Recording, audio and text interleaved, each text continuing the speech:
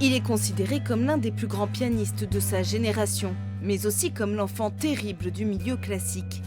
Lucas Debargue a grandi dans l'Oise, à Villers-sur-Coudain. Il joue aujourd'hui dans les plus belles salles du monde.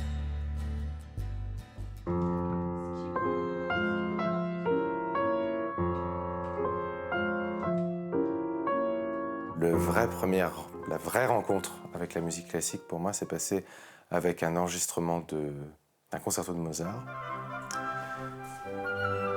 J'ai, en fait, par simple curiosité, en regardant parmi les disques qu'avaient mes parents, j'étais tombé sur cet enregistrement. J'avais 9-10 ans. J'avais donc ma petite chaîne dans ma chambre et j'ai mis le disque dans la chaîne. Et je revois très bien, c'est comme ce qu'on appelle une épiphanie. J'ai eu l'impression, quand j'ai entendu cette musique, que quelqu'un me parlait.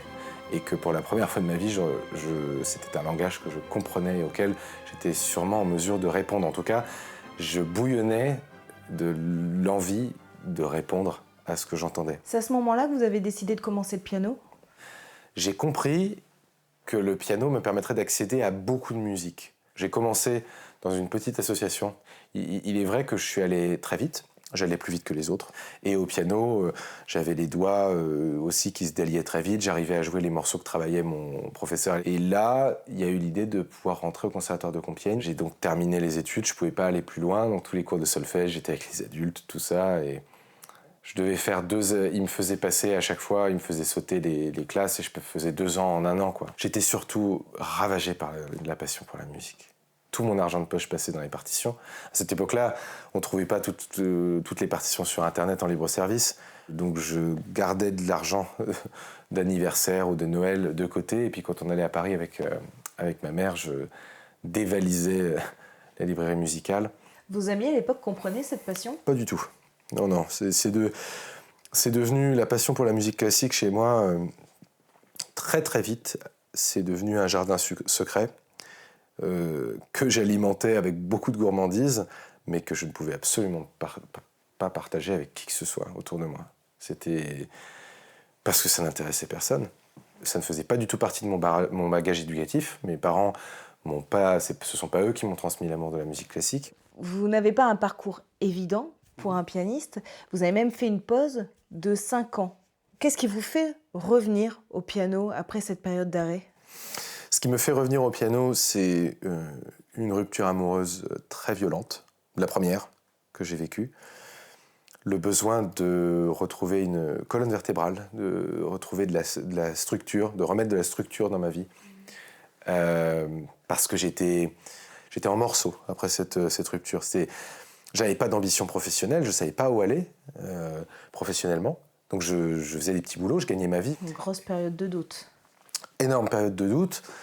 Et le piano est revenu parce que voilà, j'ai joué à des petites occasions, j'étais invité à jouer pour la fête de la musique de Compiègne. Ensuite, j'ai eu un épisode complètement fou où il y a une famille de Brésiliens. Ils m'ont invité à aller à Rio de Janeiro pour jouer dans des galeries d'art, dans la maison de retraite que Paolo, il dirigeait une maison de retraite. 6 ou 7 petits concerts. Donc, là, pour ça vous a partir au remis le Brésil. pied à l'étrier. Bah là, ça devenait difficile de vivre quelque chose comme ça. Ils m'ont payé mes billets d'avion. C'est la première tournée que j'ai faite comme pianiste. Ils me payent mes billets d'avion pour venir jouer, alors qu'à ce moment-là, j'étais nulle part avec le piano. J'avais pas de piano chez moi. Je n'étais pas dans un conservatoire. Je suis juste passé dans un bar, j'ai joué un peu, et ça a eu pour conséquence de m'amener à Rio de Janeiro. Alors comment vous en êtes arrivé à vous présenter au concours Tchaïkovski, qui est l'un des concours les plus prestigieux pour les jeunes pianistes ? J'étais très très loin de m'imaginer que j'avancerais dans les épreuves. Et alors comment ça s'est passé ? Quand je voyais la plupart des candidats qui étaient là, c'était des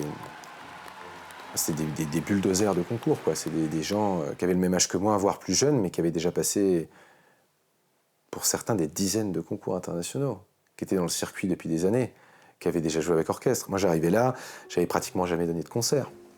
Et pourtant ? C'est vrai que sur la scène du Conservatoire de Moscou, j'ai explosé un peu. Il y a beaucoup de choses qui se sont libérées. J'ai découvert ce que c'était que de jouer sur une grande scène. Et cette découverte m'a donné beaucoup de force.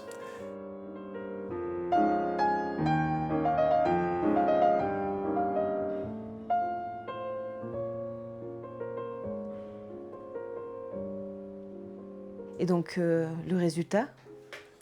Le résultat, ça a été du jour au lendemain Vous avez terminé 4e, c'est ça, au pied du podium? Ouais, de recevoir des dizaines d'invitations, des propositions pour signer avec des labels. Ça a été le tournant de votre vie, ce concours?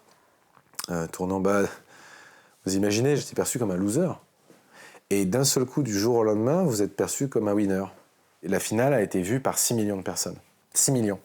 Titre comparatif, c'est Roland Garros, c'est 40 millions. Depuis, à quoi ressemble votre vie? C'est une vie de voyage, de mouvement, en tout cas de déplacement dans l'espace permanent. Est-ce que vous jouez aux quatre coins du monde aujourd'hui? Avec une vraie reconnaissance du milieu? Oui, il y a une reconnaissance du milieu, je pense avoir gardé la liberté la liberté à laquelle je tiens depuis le début. Dans le milieu, vous êtes un peu considéré comme l'enfant terrible. Vous pouvez nous expliquer pourquoi? Alors, je vais tâcher de deviner ce que ça veut dire, parce que moi-même, je ne me considère pas comme un enfant terrible. Par contre, je considère le milieu classique comme étant effroyablement conservateur, même parfois coincé, rance, avec un esprit de nostalgie et de commémoration qui n'a absolument rien à voir avec l'amour et la joie qui... Même quand c'est triste, en fait, dans la musique classique, ça reste quand même la joie d'être ému par une œuvre d'art. Et je crois vraiment en l'utilité sociale des arts vivants, et la musique classique fait partie de ces arts vivants. Elle n'est pas censée appartenir à une petite caste de vieux réacs fortunés. J'en ai assez d'entendre tellement de musiciens classiques ou d'amoureux de musique classique avoir besoin de clamer que la musique classique est la forme musicale supérieure. Tandis qu'on va dire on va absolument tenir à dire que le rap c'est pas de la musique ou que le rock c'est pas de la musique. Et moi je n'en peux plus d'entendre ces choses-là. Vous revenez souvent en Picardie, votre vie est toujours ancrée ici? C'est un bonheur pour moi parce que j'éprouve toujours une sensation très particulière quand je vais marcher en forêt de Compiègne ou en forêt de l'Aigle. Il y a quelque chose que j'ai trouvé qui n'existe pas ailleurs. J'ai vraiment l'impression de me sentir chez moi ou dans mon environnement, dans mon environnement naturel.